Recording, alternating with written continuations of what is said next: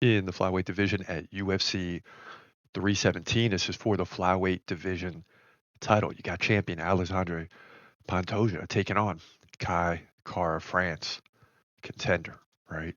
So this is a big deal. Pantoja from Brazil, 29-5. Kara France from New Zealand, 25-11. A lot of losses there, right? 25-11.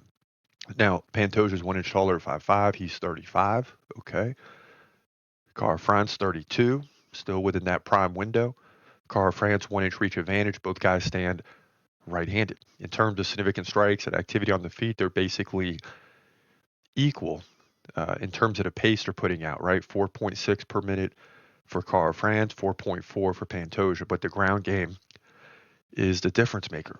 Pantoja gets like one takedown on average per round compared to one every five for Kara France. You're looking at 5 takedowns to one if this thing were to go to a decision, right? Just on their averages. Pantoja, 70% takedown defense. Kara France, 88%. So that's a big deal right there. If he can keep this fight standing, that will give him a shot to win the title. Pantoja's looked unstoppable, submitting Kai Asakura, beating Steve Erceg by decision, 9 takedowns to 1. Brandon Royval, decision, 8 takedowns to 0. Brandon Moreno, split decision, 6 takedowns to 2. So in 2 of those 3 fights against Royval and Moreno, he trailed in significant strikes, but the takedown game was dominant, right? So in his 4 title fights, you're looking at 26 roughly, 26 takedowns to 3. So that's what Kara France is going to be battling here, right? 26 takedowns to 3 is just domination. Now, Kara France beat Steve Erceg by first round KO. So that's what catapulted him into this title fight. But he did lose to Amir Albazi by split decision. Brandon Moreno, third round KO. So it's just, which one's going to show up, right? Pantoja took Erceg to a decision in what was really a great fight.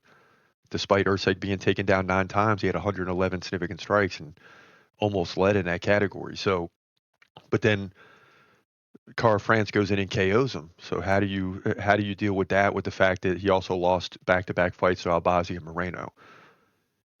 To me, the averages in this one, in terms of activity on the feet, the takedown game, takedown defense, I think all that is out the window. For me, Pantoja has just dominated his opponents, and I don't see that changing over the next year or two. I think Pantoja cruises to victory here, but Kara France is certainly a problem, and it's one contender that Pantoja cannot take lightly, and he won't. He'll get the win here. I hope by finish, but he's probably going to be calculated here and take this thing to a decision. I expect a long fight, but Pantoja gets his 30th professional win, in my opinion, to move to 30-5 by decision, control time. He might trail in significant strikes, but that control time and takedown game is going to lead him to win 3 or 4 rounds here to keep the title. That's my opinion. Flyweight division co-main event at UFC 317.